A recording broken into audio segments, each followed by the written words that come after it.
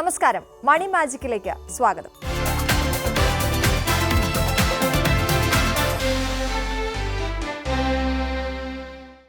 പുതിയൊരു മാസം പിറക്കുമ്പോൾ സാമ്പത്തിക, ഭരണ, സാമൂഹിക മേഖലകളിൽ സുപ്രധാനമായ മാറ്റങ്ങളാണ് കാത്തിരിക്കുന്നത്.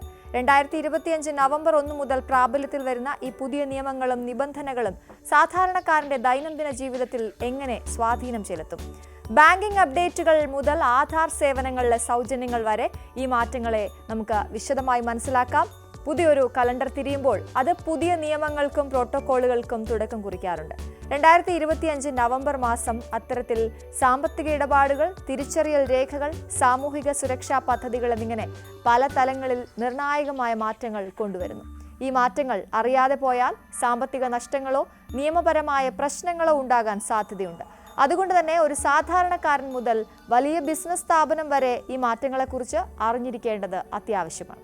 ഈ മാറ്റങ്ങളുടെ ഒരു സമഗ്രമായ വിശകലനമാണ് നടത്തുന്നത്. 1. ബാങ്കിംഗ് രംഗത്തെ സുതാര്യത. നോമിനിയും ലോക്കറും സാമ്പത്തിക സുരക്ഷിതത്വത്തിന്റെ കാര്യത്തിൽ ഒരു വ്യക്തിയുടെ ഏറ്റവും വലിയ ആശങ്കകളിൽ ഒന്നാണ് ബാങ്ക് നിക്ഷേപങ്ങളുടെ കൈമാറ്റം. ഒരാൾ മരിച്ചാൽ അക്കൗണ്ടിലുള്ള പണം എളുപ്പത്തിൽ നിയമപരമായ അവകാശികൾക്ക് ലഭിക്കണമെങ്കിൽ നോമിനേഷൻ അനിവാര്യമാണ്. ഈ വിഷയത്തിൽ വന്ന മാറ്റം ഏറെ ശ്രദ്ധേയമാണ്. നവംബർ 1 മുതൽ ബാങ്ക് നിക്ഷേപങ്ങൾക്കും ലോക്കറുകൾക്കും 4 നോമിനികളെ വരെ ചേർക്കാൻ ഇനി സാധിക്കും. ഇത് വ്യക്തിഗത ബാങ്കിംഗ് ഇടപാടുകളിൽ വലിയൊരു അയവാണ് നൽകുന്നത്. മുൻപ് പലപ്പോഴും ഒരാൾക്ക് ഒരു നോമിനിയെ വെക്കാനോ അല്ലെങ്കിൽ ഒന്നിലധികം നോമിനികൾക്ക് കൃത്യമായ പങ്ക് നിർണ്ണയിക്കുന്നതിൽ ആശയക്കുഴപ്പങ്ങളോ ഉണ്ടാകാറുണ്ടായിരുന്നു. ഇപ്പോൾ ഒരു അക്കൗണ്ടിൽ 4 പേർക്ക് വരെ നോമിനിയാകാൻ സാധിക്കുന്നത് കുടുംബാംഗങ്ങൾക്കിടയിൽ ഉത്തരവാദിത്വം പങ്കുവെക്കുന്നതിനും മരണശേഷം ഉണ്ടാകാവുന്ന തർക്കങ്ങൾ ലഘൂകരിക്കുന്നതിനും സഹായകമാകും. എന്നാൽ ഒരു സുപ്രധാനമായ കാര്യം കൂടി ഇതിൽ ഉൾക്കൊള്ളിച്ചിട്ടുണ്ട്. നോമിനിയെ വെക്കാൻ താല്പര്യമില്ലെങ്കിൽ ആ വിവരം ബാങ്കുകൾ രേഖാമൂലം എഴുതി വാങ്ങണം. ഒരു വ്യക്തി നോമിനേഷൻ നിരസിക്കുമ്പോൾ ഭാവിയിൽ ഉണ്ടാകാനിടയുള്ള നിയമപ്രശ്നങ്ങളിൽ നിന്ന് ബാങ്കിന് സ്വയം രക്ഷ നേടാൻ ഇത് സഹായിക്കും. ഇത് ബാങ്കിംഗ് സംവിധാനത്തിന്റെ സുതാര്യത വർദ്ധിപ്പിക്കുന്നു എന്നതിൽ സംശയമില്ല. പൊതുവെ സേവനങ്ങളുടെ നിരക്കുകൾ വർദ്ധിക്കുന്ന ഈ കാലഘട്ടത്തിൽ പഞ്ചാബ് നാഷണൽ ബാങ്ക് ലോക്കർ ചാർജുകൾ കുറയ്ക്കാൻ തീരുമാനിച്ചത് ഉപഭോക്താക്കൾക്ക് ആശ്വാസകരമായ വാർത്തയാണ്. ഇത് മറ്റു ദേശസാൽകൃത ബാങ്കുകളിലും സമാനമായ തീരുമാനങ്ങൾക്ക് വഴിയൊരുക്കുമോ എന്നും ശ്രദ്ധേയമാണ്. സുരക്ഷിതമായി വിലപിടിപ്പുള്ള വസ്തുക്കൾ സൂക്ഷിക്കുന്നവർക്ക് ഇത് നേരിട്ട് ഗുണം ചെയ്യും. 2. ആധാർ. സൗജന്യവും വേഗത്തിലുമാകാനുള്ള പരിഷ്കരണം ഇന്ത്യൻ പൗരന്മാരുടെ ഏറ്റവും പ്രധാനപ്പെട്ട തിരിച്ചറിയൽ രേഖയായ ആധാറിൽ വരുത്തുന്ന മാറ്റങ്ങൾ പൊതുജനങ്ങളെ നേരിട്ട് ബാധിക്കുന്നവയാണ്. നവംബർ 1 മുതൽ ഇവിടെ 2 പ്രധാന മാറ്റങ്ങളാണ് നിലവിൽ വരുന്നത്. 1. കുട്ടികളുടെ ബയോമെട്രിക് അപ്ഡേറ്റിലെ ഇളവാണ്. 2. ഓൺലൈൻ പുതുക്കലിലെ സൗകര്യം. സാധാരണയായി കുട്ടികൾക്ക് 5 വയസ്സിലും 15 വയസ്സിലും ആധാർ ബയോമെട്രിക് വിവരങ്ങൾ, വിരലടയാളം, കണ്ണ് സ്കാൻ അടക്കമുള്ള അപ്ഡേറ്റ് ചെയ്യേണ്ടതുണ്ട്.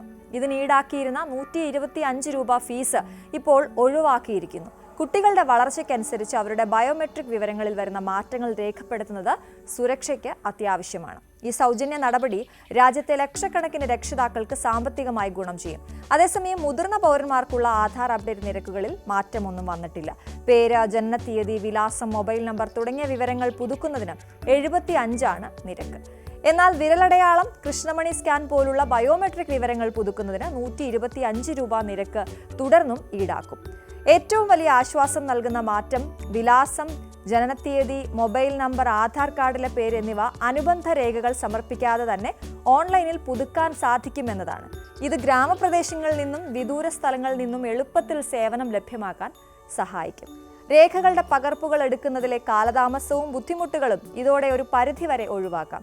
ഇത് ഡിജിറ്റൽ ഇന്ത്യയിലേക്കുള്ള ഒരു സുപ്രധാന ചുവടുവയ്പ്പാണ്. 3. പെൻഷൻ മേഖലയിലെ ശ്രദ്ധേയമായ മാറ്റങ്ങൾ. വിരമിച്ച ജീവനക്കാർക്കും സാമൂഹിക സുരക്ഷാ പദ്ധതികൾ ആശ്രയിക്കുന്നവർക്കും നവംബർ മാസം ഒരു നിർണായക സമയമാണ്. കേന്ദ്ര സംസ്ഥാന സർക്കാർ ജീവനക്കാർക്ക് പെൻഷൻ തുടർന്നും ലഭിക്കുന്നതിന് ലൈഫ് സർട്ടിഫിക്കറ്റ് സമർപ്പിക്കേണ്ടത് നിർബന്ധമാണ്. നവംബർ അവസാനത്തോടെ ഇത് ബാങ്ക് ശാഖകളിലോ മറ്റ് അംഗീകൃത മാർഗങ്ങളിലോ സമർപ്പിക്കണം. ഈ പ്രക്രിയയിൽ കാലതാമസമുണ്ടായാൽ പെൻഷൻ മുടങ്ങാൻ സാധ്യതയുണ്ട്. ഡിജിറ്റൽ ലൈഫ് സർട്ടിഫിക്കറ്റ് സംവിധാനം നിലവിലുണ്ടെങ്കിലും പലരും ബാങ്ക് ശാഖകളെ ആശ്രയിക്കുന്നതിനാൽ ഈ സമയപരിധി എല്ലാവരും ശ്രദ്ധിക്കേണ്ടതുണ്ട്. നാഷണൽ പെൻഷൻ സ്കീമിൽ നിന്ന് UPS-ലേക്ക് മാറാൻ ആഗ്രഹിക്കുന്നവർക്ക് ഇത് അവസാന അവസരമാണ്. നവംബർ അവസാനത്തോടെ ഈ മാറ്റങ്ങൾ പൂർത്തിയാക്കണം. പെൻഷൻ പദ്ധതികൾ നിക്ഷേപകരുടെ ദീർഘകാല സാമ്പത്തിക ലക്ഷ്യങ്ങളെ ബാധിക്കുന്നതിനാൽ ഈ ട്രാൻസ്ഫർ സമയബന്ധിതമായി പൂർത്തീകരിക്കേണ്ടത് വളരെ പ്രധാനമാണ്. കേരളത്തിൽ നിന്നുള്ളവർക്ക് സന്തോഷ വാർത്തയാണ്. വർദ്ധിപ്പിച്ച ക്ഷേമ പെൻഷൻ നവംബർ മാസം മുതൽ വിതരണം ചെയ്തു തുടങ്ങും. ഇത് സംസ്ഥാനത്തെ ലക്ഷക്കണക്കിന് വയോധികർക്കും ആശ്രിതർക്കും സാമ്പത്തികമായ താങ്ങും ആശ്വാസവും നൽകും. സർക്കാരിന്റെ സാമൂഹിക സുരക്ഷാ പ്രതിബദ്ധതയുടെ വ്യക്തമായ പ്രതിഫലനമാണിത്. 4. GSTയിലും SBI കാർഡിലും മാറ്റങ്ങൾ വരുത്തിയിട്ടുണ്ട്. നികുതി സമ്പ്രദായത്തിലും ഉപഭോക്തൃ ഇടപാടുകളിലും നവംബറിൽ കാര്യമായ പരിഷ്കാരങ്ങൾ വരുന്നുണ്ട്. GST സംവിധാനത്തിൽ കൂടുതൽ ലളിതമായ രജിസ്ട്രേഷൻ പ്രക്രിയ നിലവിൽ വരുന്നത് ചെറുകിട ഇടത്തരം ബിസിനസ്സുകൾക്ക് വലിയ ആശ്വാസമാകും. 2 സ്ലാബുകളിലേക്കുള്ള മാറ്റം പൂർണ്ണമായും നടപ്പിലാകുന്നതോടെ നികുതി ഘടന കൂടുതൽ വ്യക്തമാകും. ആഡംബര വസ്തുക്കൾ, പുകയില, മദ്യം എന്നിവയ്ക്ക് 40% നിരക്ക് ബാധകമാകുന്നത് ഈ മേഖലകളിലെ നികുതി പിരിവ് ശക്തമാക്കാനും അധിക വരുമാനം ഉറപ്പാക്കാനും സർക്കാരിനെ സഹായിക്കും. ഇത് ഉപഭോക്തൃ വിലയെയും സ്വാഭാവികമായും ബാധിക്കും. SBI കാർഡ് വഴി മൂന്നാം കക്ഷി ആപ്പുകൾ ഉപയോഗിച്ച് നടത്തുന്ന വിദ്യാഭ്യാസ സംബന്ധമായ ഇടപാടുകൾക്ക് 1% ഫീസ് ചുമത്താനുള്ള തീരുമാനവും ശ്രദ്ധേയമാണ്. ഡിജിറ്റൽ പേയ്മെന്റുകൾ സാധാരണമാകുമ്പോഴും ചില പ്രത്യേക പ്ലാറ്റ്ഫോമുകളിലൂടെയുള്ള ഇടപാടുകൾക്ക് ഫീസ് ഏർപ്പെടുത്തുന്നത് ഉപഭോക്താക്കളുടെ ശ്രദ്ധയിൽപ്പെടേണ്ട കാര്യമാണ്. നവംബർ 1 മുതൽ നടപ്പിലാകുന്ന ഈ മാറ്റങ്ങൾ സാങ്കേതിക വിദ്യയുടെയും ഭരണപരമായ കാര്യക്ഷമതയുടെയും സമ്മേളനത്തെയാണ് പ്രതിനിധീകരിക്കുന്നത്. ആധാർ അപ്ഡേറ്റിലെ ഇളവുകൾ പൗരസൗഹൃദപരമാകുമ്പോൾ നോമിനേഷൻ നിയമങ്ങളിലെ കർശനമാക്കൽ സാമ്പത്തിക സുരക്ഷിതത്വം ഉറപ്പാക്കുന്നു. GST പരിഷ്കരണങ്ങൾ രാജ്യത്തിന്റെ മൊത്തത്തിലുള്ള നികുതി ഘടനയെ പുനർനിർവചിക്കുന്നു. ഈ മാറ്റങ്ങൾ നമ്മുടെ സാമ്പത്തിക ഭാവിയെയും ഭരണപരമായ നടപടിക്രമങ്ങളെയും എങ്ങനെ രൂപപ്പെടുത്തുമെന്ന് വരും മാസങ്ങളിൽ നമുക്ക് കാണാം. നിങ്ങളുടെ ബാങ്കിംഗ് രേഖകൾ, ആധാർ വിവരങ്ങൾ, പെൻഷൻ സ്റ്റാറ്റസ് എന്നിവ പരിശോധിച്ച് സമയത്തിന് മുൻപേ ആവശ്യമായ നടപടികൾ സ്വീകരിക്കുക. അറിയുക, തയ്യാറെടുക്കുക. ഈ നവംബർ വിപ്ലവത്തെ വിജയകരമായി നേരിടുക.